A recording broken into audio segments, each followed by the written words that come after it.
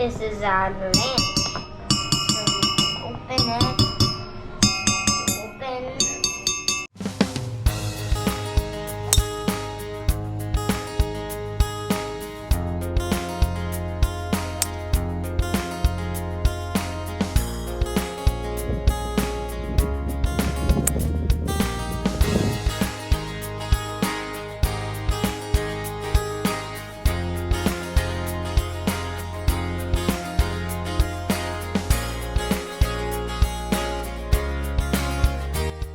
Alright, good morning, good afternoon, good evening to everyone.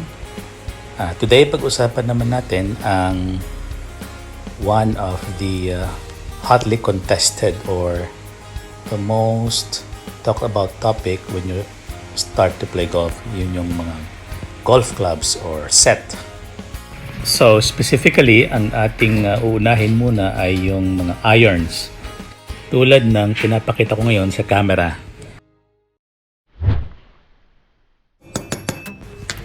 Siguro you're wondering why I'm hitting those metals for now. So, yan yung sound of a forged iron which sounded like a muffled or muted sound. Okay? At ito naman yung sound of a cast iron which sounded like a clanging cymbal. Okay? At para mas mapa-simplify yung ating approach, magdwell lang tayo sa past, present, and future developments ng paggawa ng iron clubs. Alright?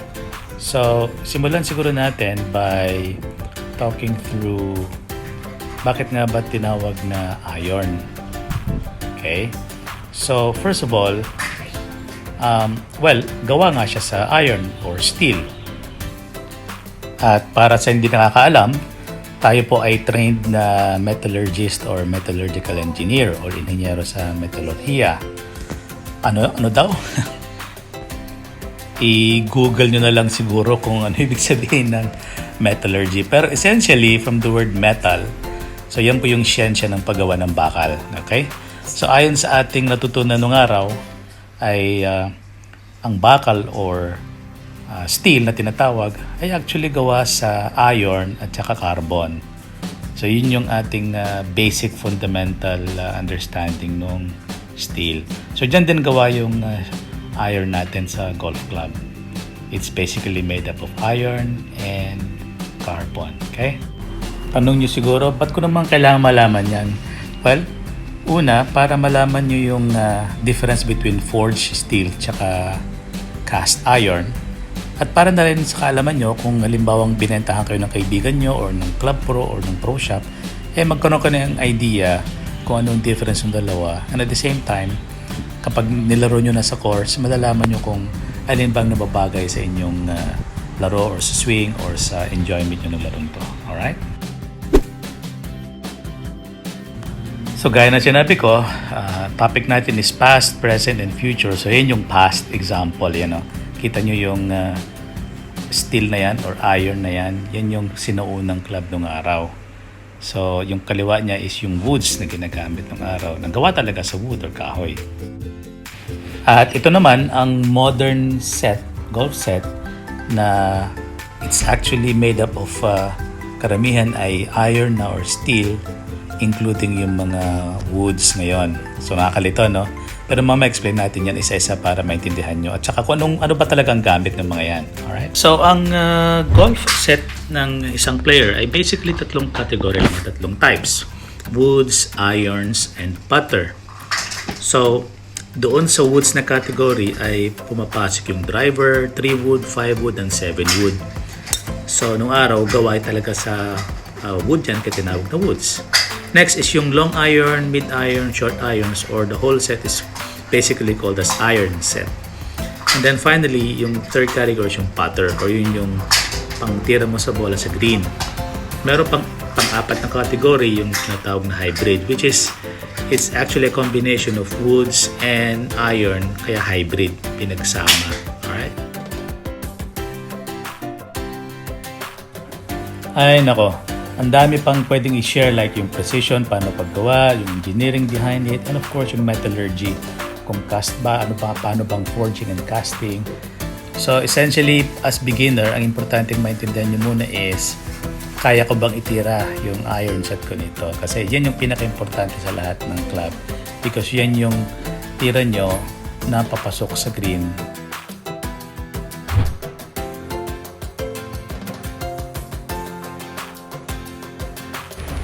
Yan, so makikita natin yung ginagawa ko is I just started arranging my golf club. At ngayon, bumili ako ng, actually matagal na yan na binili ko, yung organizer para hindi magdikit-dikit yung mga clubs. Kasi kapag ka nagdikit-dikit yan, well, ang tendency niya is ma-scratch niya yung head or kikis-kisan sila at maapektuhan yung contact ng bola sa club. Pag yan nangyari, ang tendency masisira yung ball flight. Okay. So yan pala ang existing na iron set ko ngayon, ang Mizuno MP33. Well, actually meron pa akong dalawa doon, where the first one was my oldest club is a Cleveland TA7. That is the one that I bought when I'm starting to play golf back in about 2003. And at that time, siya na yung top of the line. Siyempre, newbie tayo. Wala tayong kaalam-alam sa mga clubs. And there's this one guy who sold me a second-hand club worth $700. And at that time, ang mga clubs are selling for about $2,000 dollars. So it's a pretty expensive investment. And then when I saw this guy, he gave me this $750 offer. Kasi daw, ang story niya is there's this one guy who played in Indonesia, bought a new set of club. That's the Cleveland TA7. After niyang gamitin, he scored a miserable score, and he blamed his club for it, and therefore off it went to the second-hand market. So when I bought that in the second-hand market, it cost me $750 that time. Okay, so abangan nyo yung magiging kalalabasan yan, because that was 2002-2003. Now, etong club ko na to ngayon is a Mizuno MP33, ang sinasabi ko nga. So ngayon, by the way, I'm trying to clean it up kasi nga after about a year, close to a year, ngayon lang ulit ako maglalaro. In part because the golf clubs have started to get to open in Singapore, and at the same time, marami na rin sa kanila ang or I'm also trying to make my back stronger because of my accident. So after ko mabili ng $750 yung Cleveland TA7 2003, ginawa years and years pa yung dumaan bago ko ulit bumili ng panibago. So itong MP33 na to, believe it or not, nabili ko to ng $399 sa second hand market ulit sometime in 2013. So 10 years gap, almost half the price na yung binaba. Yun naman is yung Titleist MB690, I think, na model. Papakita ko mamaya. Yun naman ay nabili ko sa, again, second hand shop. It's a blade naman na design, and it's one of the top tour, not top tour, but it's really a top of the line club when it is bought new. So nabili ko lang din siya ng somewhere around $250 to $280. So you can see ang laki ng difference ng clubs back in the day. Oo nga pala, kapag binili mo naman yung Mizuno MP33 latest model, I don't think they do that right now, but yung mga latest na kanilang Mizuno, nasa 1,500 pa rin to 1,800 ang brand new price niya sa market. So makikita natin that is a very expensive club, similar to the Titleist brand. Ang kanyang market price for brand new is around 1,200, 1,500, 1,800 per dollar. So it's a little bit cheaper compared to, like, 2003. That's like almost 18 years ago, when the clubs are really exorbitant. So nasa $2,000 pa yung price range. So my point here is that pwede ka namang mag-invest or bumili ng cheaper club, especially kung beginner ka, like second hand club, third hand, used, kasi marami dyan ang nagbebenta sa market. You just have to know where to get it. Now, the reason I share this to you is because when I was also a beginner, yung aking club that I bought is also a second hand, sabi ko nga, and at the same time it was also an advice given to me by friends, and at the same time what I've read on the internet at that time, yun yung kanilang mga advice usually pag beginner. Don't invest in a brand new club because you might end up being disappointed kapag hindi mo nagamit yung club na yun.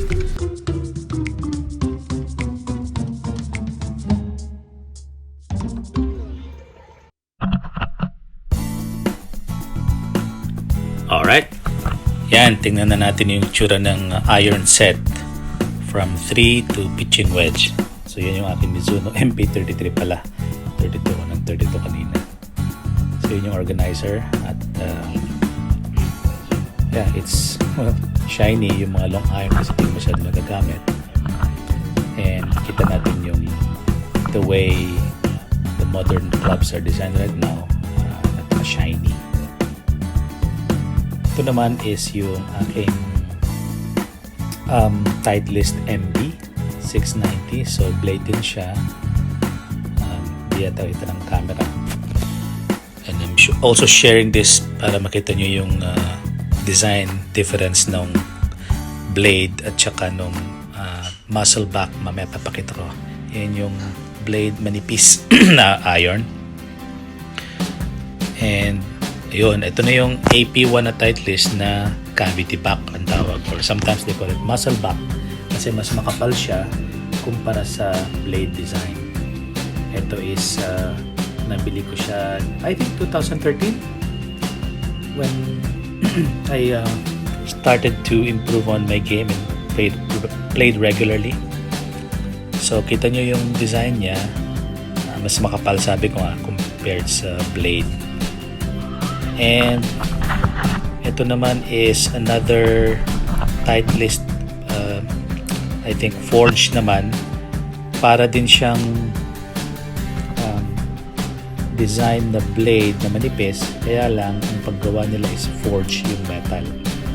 Okay, so yan yung set ko rin na naipasa ko na rin kay Mrs. dahil she's also interested in playing golf. And so, yan, combine natin or pinag-dikit-dikit natin sila, pinaghanay-hanay natin silang mga set. Kita natin yung mga differences in the way they're designed. So yan, blade versus cavity or muzzle back. Ito na yung Cleveland set ko na sinasabi ko, nabili ko back in 2003 na hanggang ngayon nasa akin pa. Wow, kita nyo yung design niya. It's also a forged metal. Tapos back in the day, siya yung top of the line, sabi ko nga kanina. And at the same time, Vijay Singh, who used to be the world number 1, I think was the previous endorser of this club. Sa mga bagong player, don't think they can still remember Vijay.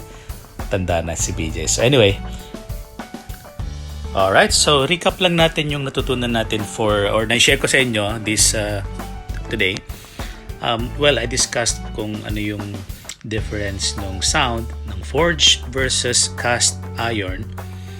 Kasi kapag bumibili ka ng club at naipalo mo, kapag ang tama niya is clangy, sabi natin kanina ay cast iron yon, like a cymbal. Kapag ka naman muffled yung sound ng contact sa bola, ano yon, forged iron yon. Kung tatanungin sa akin kung alin na mas maganda, well, as a mid-handicap player, I think it depends really kung ano yung preference nyo. Karamihan ng mga older golfers, they prefer yung may tunog na clangy kasi nga parang tatamaan yung sweet spot. Iba naman, yung forge, mas gusto nila yung muffled kasi daw parang ang dating sa kanila is doon din yung kanilang sweet spot. So, iba-ibang preference, iba-ibang golfer. Pangalawa, pinag-usapan natin yung mga past, present, and future development ng iron clubs. So, na-cover ko pa lang yung past at saka ngayon itong present. So mamaya pag may oras pa is share din natin ano yung mga pwedeng mangyari sa future ng club design or materials that will be used for clubs. At saka bakit nga ba siya tinawag na iron? So binigyan ko lang kayo ng basic understanding kung anong difference in the science of making steel. And para kapag nakabili ka na in the future at nailaro mo, malalaman mo kung ano yung iron that will be suited to your game. I would really suggest na kapag bumili kayo, second hand or pre-owned kasi who knows, kapag hindi mo nagustuhan yung laro, hindi lang masasayang yung investment mo. Alright, so hindi ko pala nabanggit kanina yung bakit may mga numbers doon sa iron club. Mayroong 2, 3, 4, 5, 6, 7, 8, 9, PW at saka SW. Yung ba mayroon pang LW? Well, those are the names that indicates yung angle or tinatawag nilang loft angle. Ano yun? Well, ano lang siya, imagine mo no kapag ang iron na yan or yung bakal na yan ay nakatayo, ano yung bend niya or angle niya with respect to vertical. So, ganito yan. Yan yung sinasabing loft angle. Kita nyo yung vertical line, tsaka yun. At ito naman yung differences between the iron numbering at tsaka yung loft angle. Kita nyo, pahiga siya habang paliit yung iron. Okay? So, in effect, pag 3 and 4 iron, mas maliit yung 3 na number, mas mahaba siya sa 4. Ang 4 versus 5, mas mahaba yung 4. So, ganun ang assignment ng mga numbers. Okay, no? Ito pa. Merong golfer na nagpasimuno nung pagkat ng length ng iron na isang length lang sa lahat ng iron niya. So, comment kayo sa baba if you know who that player is. And